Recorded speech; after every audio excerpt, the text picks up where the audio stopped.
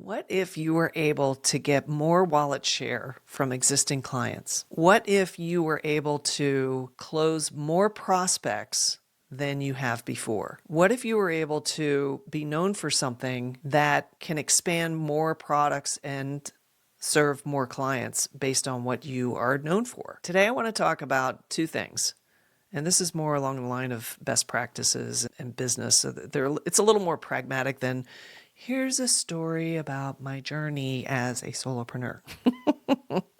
But what's cool about this is I talk about how I develop these opportunities for my business just by learning more about my clients. And those two things are gap products and gateway products. What I mean by a gap product is when you identify a gap that either your client is experiencing in not being ready to work with you, or that they are looking for something that's kind of like a companion to what you do, but you don't necessarily do it. But if you did do it, they would definitely work with you because you're providing more of a turnkey service. Those are examples of gap products that you can make based on what your audience is struggling with and how you serve them and what you do. The other thing is a gateway product. And a gateway product is essentially what you're already known for doing. So for me, it was websites. People know me and still to this day say, oh, if you need a website, talk to Terry. And although that's great and I do more than that, I still refer to that as my gateway product because it's how people initially come to me. Does it mean that I'm going to initially just only do a website for them? Absolutely not. Because it's a gateway to more of my services, it acts as a powerful conduit to me selling more or selling a longer relationship with my client. So in this episode, I walk you through in the typical Terry fashion of how that all came to be in my business and how I'm actually doing it today. At the end of the episode, I'll give you a prompt on how you can look for these opportunities to create gap products and shore up your gateway product in your business so you can obviously get more wallet share, get more clients, all that good stuff. You can even increase your pricing too as a result of that. So I hope you enjoy it. Thanks for being here.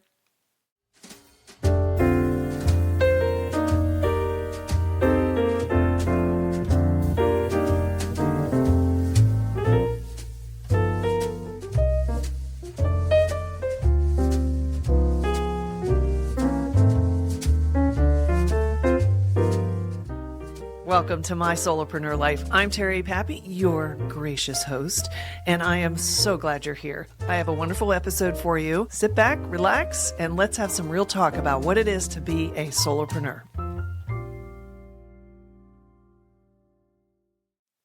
It's pretty cool as you work as a solopreneur, you get to discover a lot of ways where you can serve prospects/clients better. You can create any type of service that you want. If through the course of you working and interviewing people, understanding your ideal audience, what they need, what problems they're struggling with, you find better and better ways to serve them, as well as finding new ways to communicate about what you do and be able to present what you do in a much more streamlined fashion. So one of the things I really enjoy doing with my clients is finding ways where we can do all those things and help them identify what is the best gateway product for them. What is the best way for them to start with a client? Because I don't know about you, but when I buy something new or when I work with a new vendor or contractor or service provider or whatever, I want to kind of just dip my toe in the water. Now, unless they came to me through a really, really, really strong referral and my initial, introduction to them or conversation with them was like a home run and I just felt it in my gut, yeah, I got to work with this person, I'll go all in. And I'm sure you may have had experiences similar to that. However, in the business world, a lot of us are skeptical, we're a little cynical, we've been burned. We need to ease into these relationships to earn the trust of the provider to make sure that they're legitimate, they're actually capable Imagine that. Somebody saying, oh, I do this, and then they come and they screw everything up. Believe me, I've had a lot of clients come to me that have had bad marketing companies or people serve them. And they're like, oh, this is such a mess. I can't believe I got this mess of communications that doesn't work for me, didn't get the results I wanted, blah, blah, blah. And they're out there for every industry, for every service, every type of role you would want to have, whether you're a solopreneur, whether you work for a company. What I have discovered is as you grow in your business, you start learning these things and you find opportunities to refine your products, create new products that will close gaps. And I'm going to give you some examples of how I've done this in my business. And it's okay to do that, especially when you're a solopreneur. If you find a part of the market, and this is like a win-win, when you find a part of the market that you're trying to work in and your competitors are not serving in a certain way, what's wrong with you coming in and serving that? That's a gap. If your audience, like let's say you get on a call with a prospect and they're saying, yeah, I talked to this other guy, but he doesn't do that. Okay. If you start seeing a pattern of this, if this is something your clients are typically dealing with, maybe it's time for you to step up and say, you know what, maybe I need to create a product or a service that actually does that. So when they come to me, they're like, oh, you do that as well? It's kind of like I have a colleague and we're kind of similar in the services we provide, but she doesn't do copy. She only does websites. She's like, yeah, the client has to come to me with copy. And I was like, oh, that's interesting. I think when people look at me and the work I do, because of my career, all the things I've done, all the training I've had, the experiences, blah, blah, blah, I've been able to literally have a turnkey service that my clients come and they stay with me. And I think that's why I've worked with clients for years. And as they evolve, as their business needs change, I come in and adapt with that and still am able to offer value.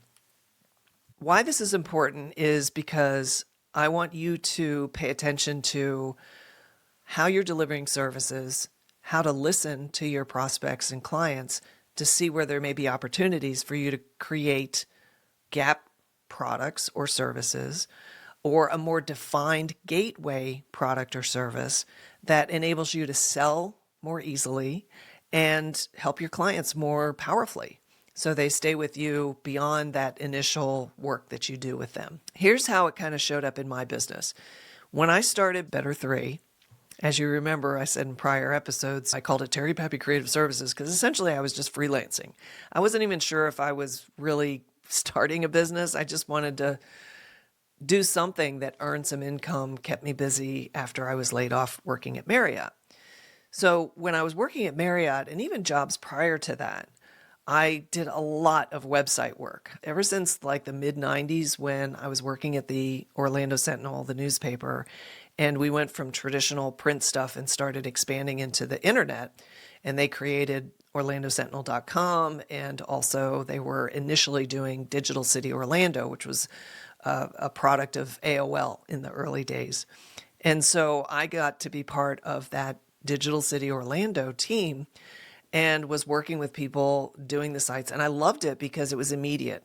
Everything that I had learned, had my college degree in, was all about building any kind of marketing material from scratch, using tools and hot press and Letraset and even galleys of type that needed to be rubber cemented down on an illustration board and then shot and then printed from that. I mean, it was just, when I think about it, as glorious as it was, the craft around how communications were put together pre-internet, I'm so relieved that we have the internet now. And not to say that the print world doesn't exist. It still exists. Believe me, just go to your, pick up a newspaper with this on a Sunday or go to your mailbox and get all the junk mail. Yeah, there's still plenty of print going on. But the web world, the internet world, being able to communicate through that medium was just a fire for me. And I did everything I could to learn about it, to get skilled up in it, to learn code. I went to Georgia Tech and learned all about coding, and it was just fantastic. So I really loved that transitionary phase when I was working and learning more and more about all the stuff around websites. And I had those types of roles, like a digital communications or web director role, up until Marriott and the economy, and they riffed everybody out. And I found myself out on the street going, oh, I think I referred in another episode, I felt like I was wearing a sandwich board, ringing a bell saying, well, we design your website for $10 or a lunch or whatever. It was pretty funny. But what was cool about it was because I had that experience and I really just got intense in it, I had those roles, I was known for websites. In the first 5 years of my business, I was being approached by people for website design. I was even saying, I'll do your website. Like, it's so funny. Oh my gosh, I've come so far. And you will too if you're just starting out. I've always looked at websites as my gateway product. And what I mean by that is that's typically how people initially come to me. Once I get that referral or they just find me for whatever reason, they reach out to me and say, hey, Terry, I need help with my website, or I need a website. And I'd be like, okay, great. That's fantastic. Absolutely can help you. Let's get on a call and tell me about your business. That's always how it started. And there were numerous times throughout the last 2 decades of me being in business where, as my products became more sophisticated, as I got better at doing what I was doing, as I added more formal products like qualitative research and some of these other products that I still offer, I started thinking, oh, I need to position myself differently. I do strategy. I do this. I do that. And it always came back to something very clear, and that was websites. People still kept coming to me for websites. So I kind of had to get over myself about trying to make my brand positioning or my message more sophisticated. If you can have one product or even 2 products that are like your gateway products, like what you're known for, what people come to you for, that can be a huge time saver in getting that prospect into the fold. Okay. The other thing is a gap product. Now, a gap product is where you have been basically serving your audience and you start seeing patterns in people coming to you with the same problem or the same ask or something that is not directly related to a service or product that you currently offer, but it's something that can help them get either to being your ideal client or to ease them into working with you. You can use gap products a lot of different ways. And here's a couple examples.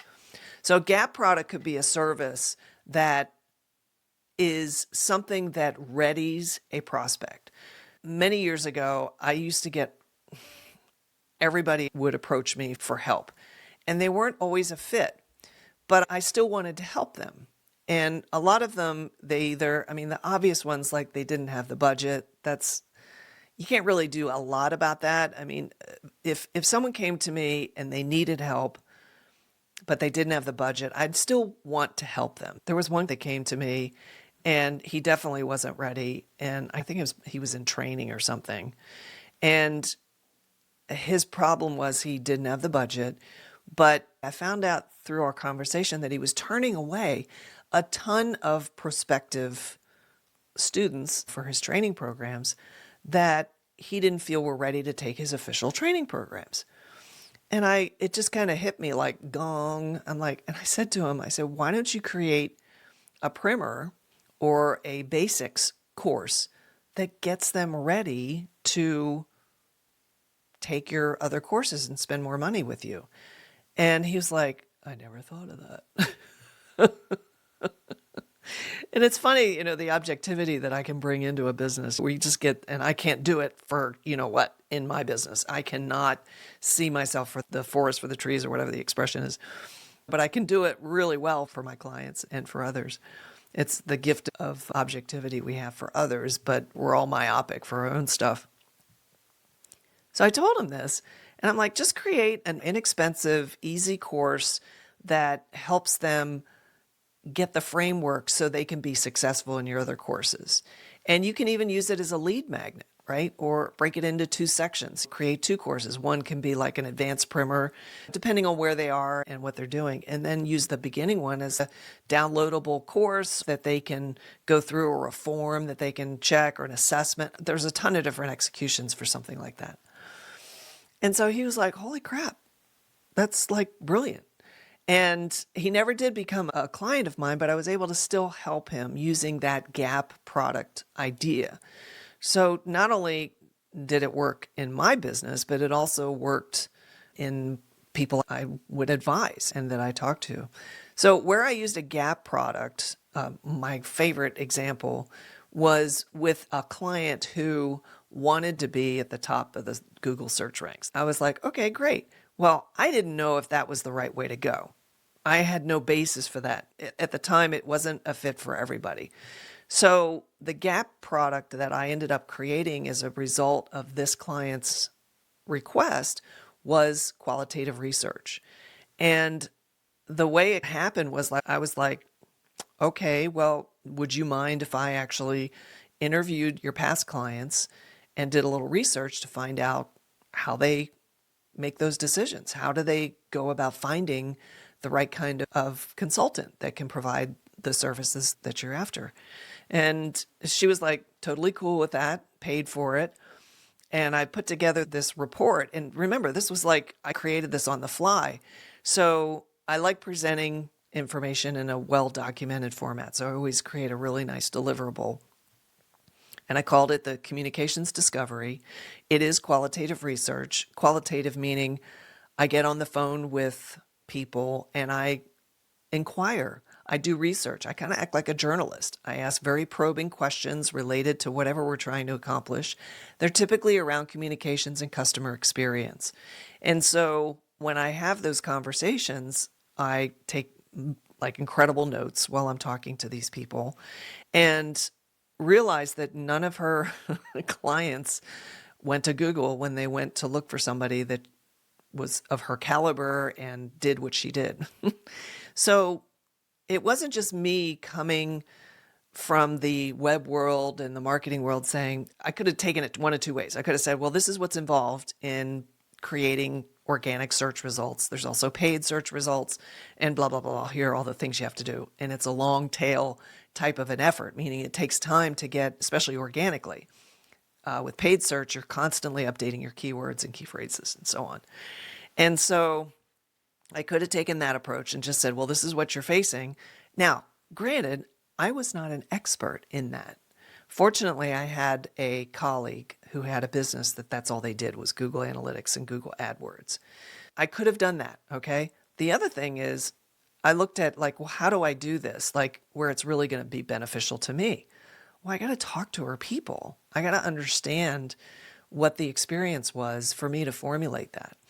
And so that's what I did. I found the right type of service to provide her to not only save her a ton of money, but we extracted so much intelligence from that simple exercise of me doing qualitative research, which took about 2 months to do. And it totally transformed how she looked at her marketing, how she looked at her communications, and how she looked at sales. And her whole sales strategy just like flipped on its back, and we changed how we were approaching the whole sales and marketing process. That's one example of where I went ahead and created a gap product for myself based on a customer's request. So after I did that, I realized I had hit gold. And I was like, oh my gosh, there are so many clients I could do this with.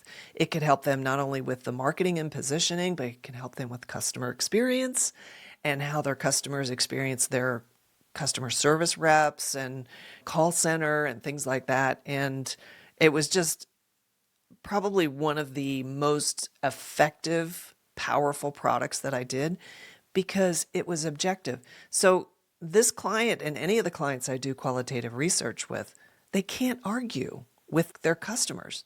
If their customers are saying a certain thing, they can't argue. So they can't dispute my opinion about marketing or this is what you should do, which it's highly subjective anyway. So I laugh at some of the things that go on in the communications world. That was a product that over the years I continued to refine and expand and get better at presenting, at getting better at setting up calendars online for my clients. I had a whole process set up, and it ended up being a great cornerstone of the services that I offer.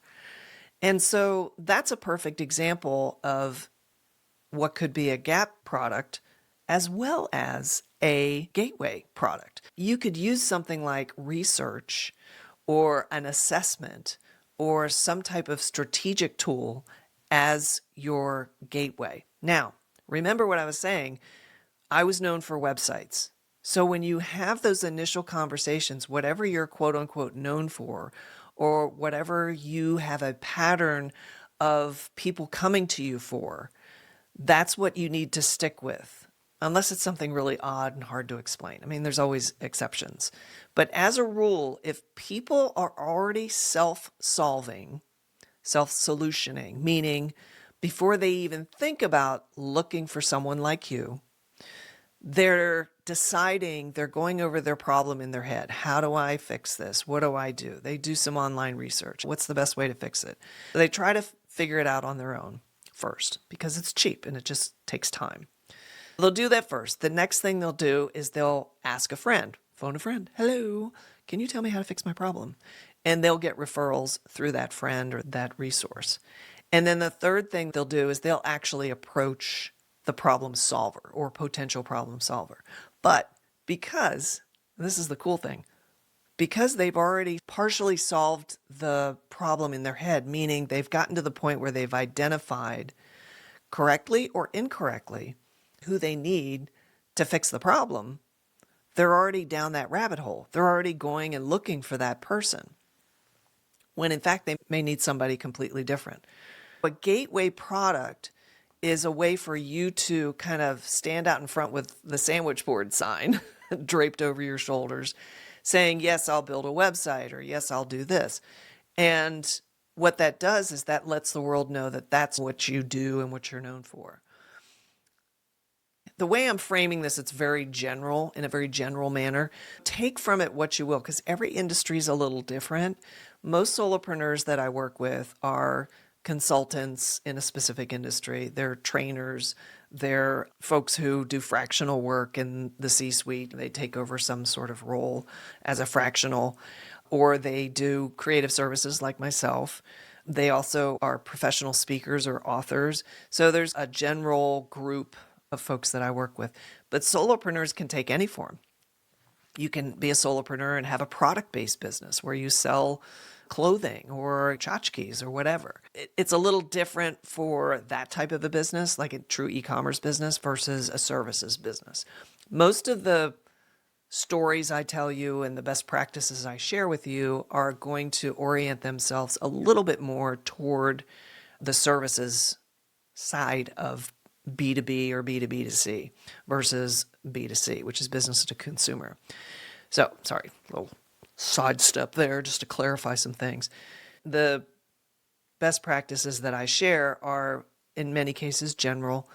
They're based on my experience running my business. That's why this first season is all about me telling you about how I ran my business, what things I encountered, what's my approach, my mindset, things I went through. So you get a good understanding as far as the path I've traveled, as well as what my intentions are, where my strengths are, where my weaknesses are. Lord knows I've talked about those ad nauseum.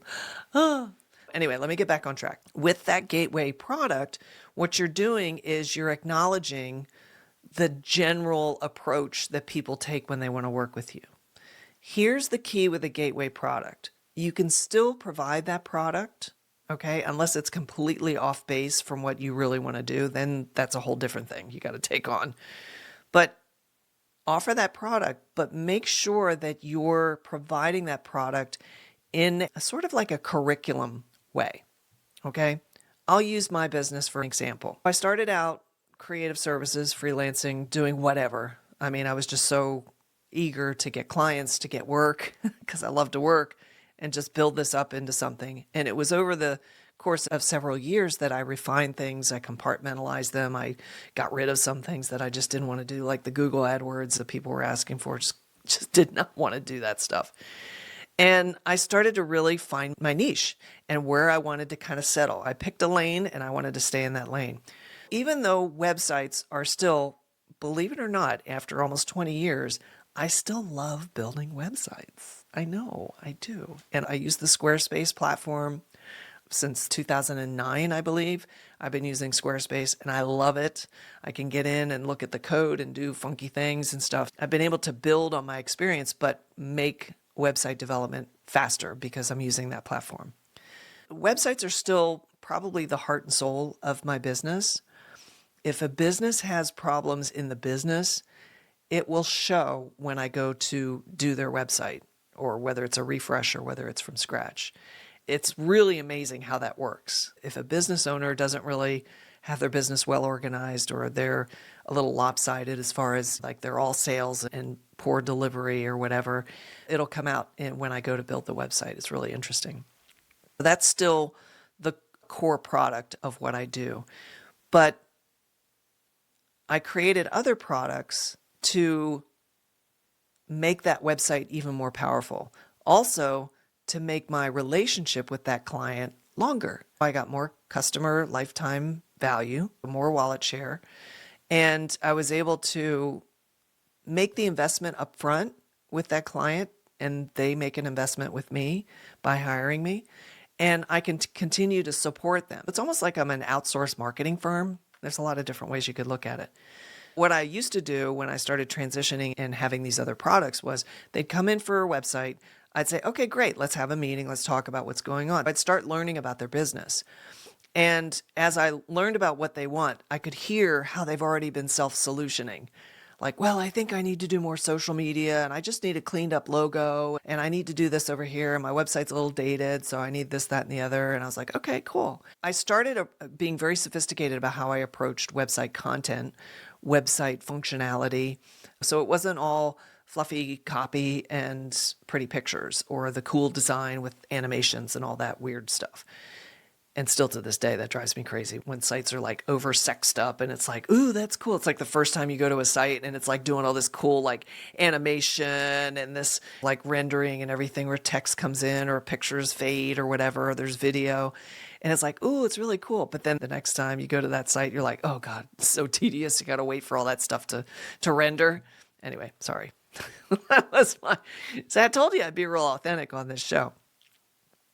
So what I started saying to these prospects was like, okay, yeah, I can see where you would believe that. I can see how your website, yeah, I could definitely use these things. So I kind of wanted to get aligned with what they were thinking. I'd start asking a lot of questions and they're like, well, I don't really know. Or like about the customer, they don't really know their customer. So I'd be like, well, in order for us to do a website, it probably makes sense for us to do qualitative research, or let's create a strategy so we can save you some money. Or let's do this first, and then if you like that, then we can continue. I always wanted to make the website build, or that initial gateway product that they were coming to me for, as successful as possible.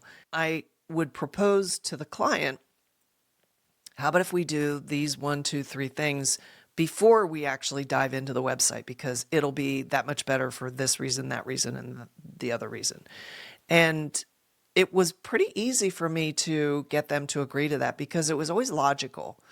And it always did make the website function that much more. It gave us more opportunity to work together and get to know one another.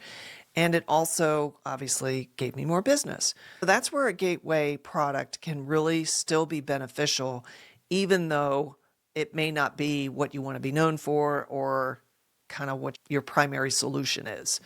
And I used to get caught up in how I wanted to well, I need to talk about how all this other stuff I do. And I was like, no, Terry, just stick with the websites because that's what people know you for and come to you for. And it's easy for people to say, I need help with a website, right? So it's a common thing. In my case, that's my example. This is how I handle it today. It's very clearly stated how I work on my site. And will continue to always be that way. Step 1, step 2, step 3. Here's my 3 products. This is who I work with. This is the solution I provide. And over the years, I've tweaked it and changed it. I just like working on websites. So I always go in and I'll reskin mine from time to time. But when I get on with a prospect now and they're like, hey, I need a website, I'm like, great. Tell me about your business. So there's still some things I do the same way because it makes sense, right? You want to understand what your client's needs are. So you move forward and you ask all those questions, and then you can say, okay, so now what I do is I go through the inquiry, I ask the questions, and I can usually tell if they're ready to work with me or not on those calls. If they're ready to work with me, or even if they're just kind of still tire kicking and want to understand how I work, I will lay it out for them. And I say, well, this is how I work. It starts with a KISS marketing map. This is what you get with that KISS marketing map. Then I do a business of you generator. That's where I build everything, a website, a lead generation, database, customer relationship management setup, your email, whatever you need, communication. If you need direct mail piece, if you need something in print, I can do that too. If you need a corporate ID, that's the whole build. And then after that, the third product I have is ongoing support through tactical guidance. Tactical means I'm not just a coach there to, coach you up. It's not like that. What it's like is I'm walking side by side with you, supporting you in your business development and making sure that the content that you are putting out there is getting results, and to really perpetuate what we've set up, the foundation of your strategy, your products that you have working for you now, and making sure all that continues to work. And obviously doing any additional work over time. That's pretty much what I tell them today. So I come right out and I say, this is how I work. And I think that is one of the most clear ways you can talk to a prospect to help them really understand and get what you're about. But you have to make sure that the way you explain it is in direct proportion to what their desired outcome is. And that's kind of how I do it today. So for your prompt, I want you to take a look at your business, your services, and your audience, and try to audit where you feel there's patterns in what people are struggling with, what they're asking for, where in your industry or your particular niche are your prospects not being served. Is there an opportunity for you to create a gap product? And what is your gateway product? So identify what is your website, right? Meaning what is your website is my gateway product. That's what I'm known for. That's what people initially come to me for. And so I use that, but then I milk it and I expand and I say, well, it makes sense for us to do this. Are you okay with that? Let's see how that'll work. So that gateway gets them in to be a client with you. Your gap product gets them to be a client with you so they can be more successful.